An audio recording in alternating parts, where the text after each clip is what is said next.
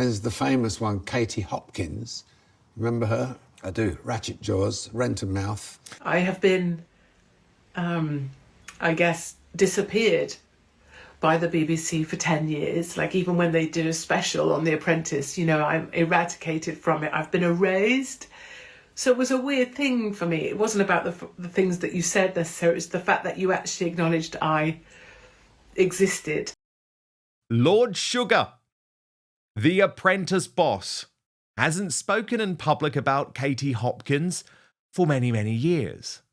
Lots of folk thought that he had turned on the provocateur, commentator, comedian, and so much more because of her cancellation. And let's be honest, most people do. I know what it's like when you're cancelled. High-profile figures run away at the drop of a hat. So it's nice to see the world changing. And no wonder Katie Hopkins is pretty emotional about this, because even though Lord Sugar, let's be honest, doesn't have totally positive things to say about her in this interview with the BBC's Amol Rajan, for Katie it's enough because he is acknowledging her. It's a really lovely moment. I'm going to take you through it. Then we'll get analysis from June Slater and Lilani Dowdy, my superstar panel. Plus, I'm going to show you Katie Hopkins' hilarious comedy routine in London's most prominent Muslim area. But first, here's what Lord Sugar had to say about her. And sometimes, as we've seen in this series, sometimes a candidate quits before you fire them. Why do you think that is? I realise they're going to jump before they're pushed. In some cases, there's the famous one, Katie Hopkins. Remember her? I do. Ratchet jaws, rent and mouth. I was about to say, well, I'll hire you. And she says, oh, actually, I don't want to do it. So she left. Okay.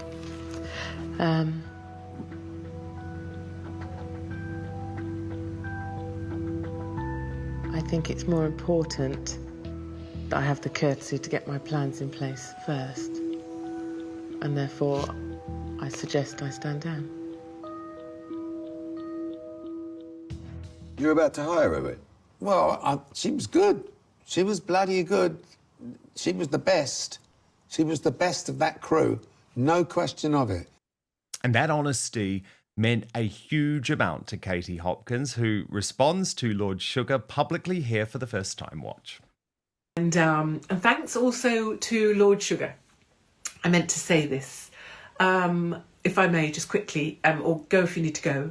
And to Lord Sugar, I just wanted to say thank you very much. I saw your interview with Amol Rajan, and I saw that you... Oh, golly, this is going to set me off as well. I saw that you acknowledged that I left The Apprentice of my own accord, and I saw that you were kind enough to say that I would have had the job and that I was the best one out of the group. And that's not the important thing. The thing I wanted to say was thank you. Thank you for acknowledging that I was on that show. Thank you for acknowledging that I actually am good at what I did do. And thank you for somehow getting that said. I have been, I guess, disappeared by the BBC for 10 years. Like, even when they did a special on The Apprentice, you know, I'm eradicated from it. I've been erased. So it was a weird thing for me. It wasn't about the things that you said necessarily. It's the fact that you actually acknowledged I existed. And I genuinely wanted to say thank you. It was really, I didn't realise how much it affected me, but I have realised that today. So thank you for acknowledging my existence. Thank you for saying what you said. And if you did by chance need a, right-hand woman on The Apprentice to eviscerate the apprentices for you, I'm totally up for it. I think we could get viewing figures through the roof. I think I'd be a very kind and fun mentor, but I doubt that I would have any time for fools or anybody trying to be deceiving of you. So that's my pitch to being back on The Apprentice, but this time by your side. But much more importantly, I did genuinely want to say thank you very much for acknowledging me, and I'm guessing somewhat forcing the BBC to say my name. I love that. It really gave me the warm fuzzies, I have to be totally honest, because I guess I know a little bit about what Katie's talking about there, Lilani Downing, because when you are cancelled, you are just erased. And it's not that Katie or myself have any desire really to go back into the mainstream media, but you certainly don't just want to be, as she talks about, disappeared from history. Yeah. And what was so telling is it was Lord Sugar who raised Katie Hopkins, and he was honest about the fact that he was going to hire her. And I thought, good on him for doing so. By the way, I'd also love to have her back on The Apprentice. She would be so much better than Karen Brady, you know, as the assistant. And it would make the ratings go sky high. Absolutely. I think she's a brilliant lady. I think she actually has the biggest heart. And she obviously does have to put a wall up because she gets attacked so badly. You know, she's fast, she's sharp. She's somebody that you could never bully because she'd always fight back, no matter how much they tried. And they do try, and they do it. She will never, ever be the victim or let herself play a victim. Honestly, she is the most loveliest, strongest person. And I have a personal experience that I remember when I was really, really down after the Southport killings, and then the riots, and then people getting locked up over the riots, and then Hugh Edwards being released. I think I broke down, and Katie sent me the nicest message. She doesn't know me that well, but she saw me upset on Twitter, and she saw it affected me, and she sent me the most loveliest DM. She didn't write it as a virtue signal where everybody could see it. She messaged me privately, and it was a really lovely message that raised my spirits. And also, I just want to say, she's a hysterical comedian. Everyone should watch her show. I remember going, and I cried laughing. It was probably the first time I actually laughed so hard since the pre-COVID era, when everything had just got you down, and it's like you're trying to find humor and laugh again. And she is so funny.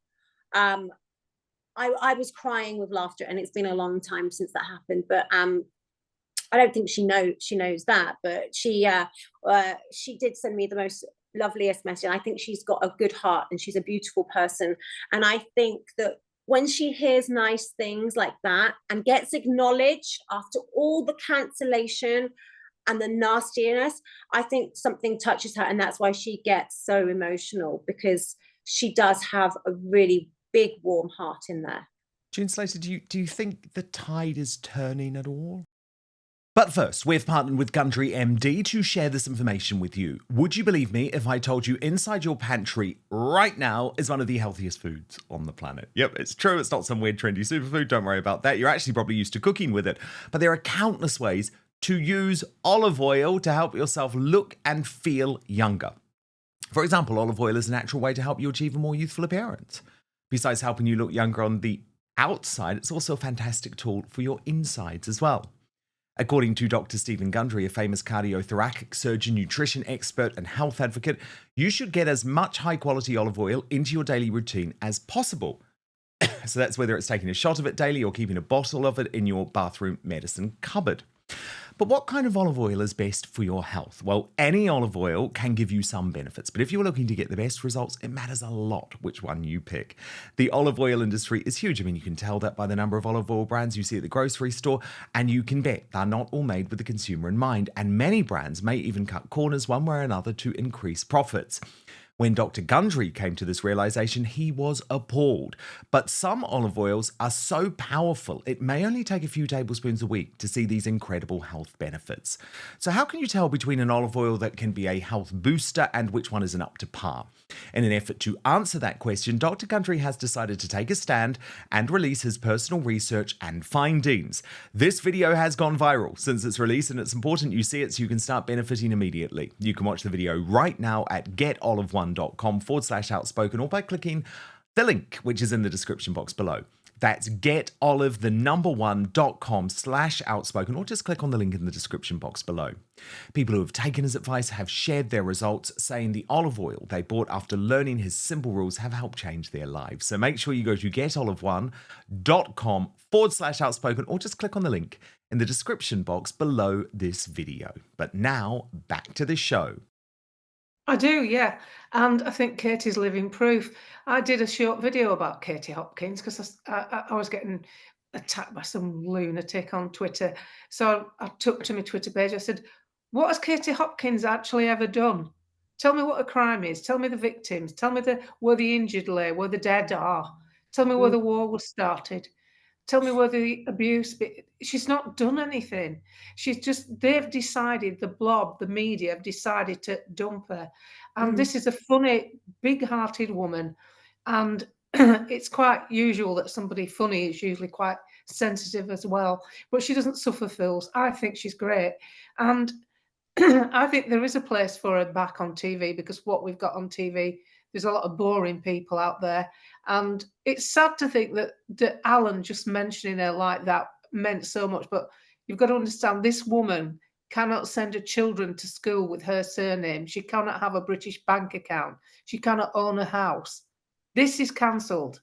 This is what cancelled. She can't keep the same phone for more than about 3 months. This is how she has to live. She can't go to see her kids at school, parent-teachers night. She can't do things like that. That she's been cancelled beyond belief. And what's happened to Katie Hopkins, I'll draw your attention back to, I think it might have been The Apprentice, I might have got the show wrong. Katie Hopkins and Michelle Mone, her of the £26 million Where Is It Gone, Love? She sat with Katie Hopkins, and she's the one that gave Katie Hopkins a dressing down. Yes. Katie Hopkins took it on the chin, just nodded. She was very gracious. And this woman who's giving Katie Hopkins a dressing down we've got to find out £26 million worth of taxpayers' money for PPE. So it shows how things are turning when this woman who took the high ground then, publicly, she's away from the public eye at the moment. There is no reason on this earth why Katie Hopkins shouldn't be allowed to live a normal life and voice her opinions, be funny. I mean, a lockdown, it's not lockdown wine club, it's a wine club every Friday. I try and watch it if I can, and I share her stuff quite a bit. She's just funny, isn't she? And she manages to still cover the sensitive topics and get a laugh out of them. So, you know, if this was Strictly Come Dancing on Ice, I'd be giving her a 10. Yes. And June, seeing you've mentioned the Michelle Mone moment, I think it is worth just having a little look at. So Katie, you're completely right. Katie, once the whole PPE scandal had developed, posted, "My darlings, sometimes in life, all you have to do is wait." And she posted that with this video. Indirect, I think that you were being exceptionally selfish. I think that, to be honest, you give businesswomen a very bad name, because no businesswoman behaves like that. And no one wants to work with someone that they can't trust. So I wouldn't give you a job. I don't think a lot of people out there would give you a job. And if you're going out there and working for yourself and you were to come into my business and want to be a consultant, I wouldn't even let you over my doorstep. Listen, I never thought I'd find my... Sorry you feel that way. I'm sorry that you feel that way about me. She feels that way. And I'm sorry. Let her finish. And if you speak for the nation, then that's fine. And of course, you would argue that Katie Hopkins, even Katie cancelled, is more Every hireable. dog has its day.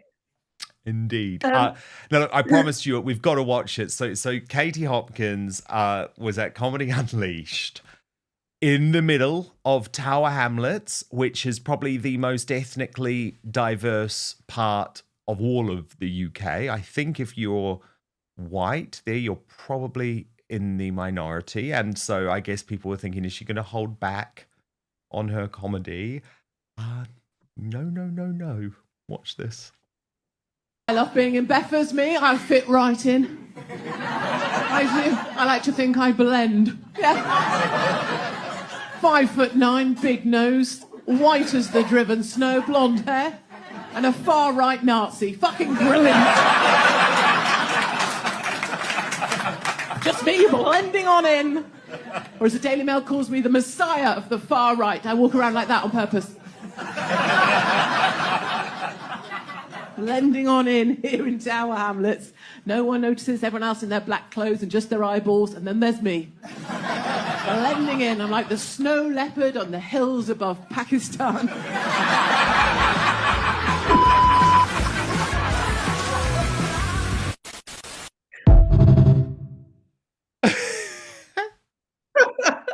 You want to go there? Or should we just end at that point? She's great. She's very, very good. I hope the tide is turning. And good on Lord Sugar for mentioning her. I will give him that. Thank you so much, as ever, to my fabulous superstar panel, June Slater. Of course, you can find her. You can subscribe to her now on YouTube. Obviously, she's got a massive Facebook audience, but she is now on YouTube as well. And social commentator Leilani Dowding, who is tearing it up on X. And Leilani and I are going to be in just, I think, 2 weeks now, Leilani, on the Mark Stein cruise together. So we'll try and bring you some content, won't we, Leilani, when we're away? Absolutely. Exciting stuff. I cannot wait. No, I cannot wait either. There's a whole gang of us going. So thank you both so much, and we will speak very soon. Leilani, I'll see you on the cruise. That's when I will see you Yes, definitely. Can't wait. Thank you so much for watching Dan Wootton Outspoken. Please click on my face just to the bottom left to subscribe to this brand new independent news source and turn on the notification bell so you'll be alerted to our brand new live shows, uncancelled interviews, and special royal episodes. Outspoken is also now available as a podcast, so you can listen to the show every weekday on the go, wherever you are.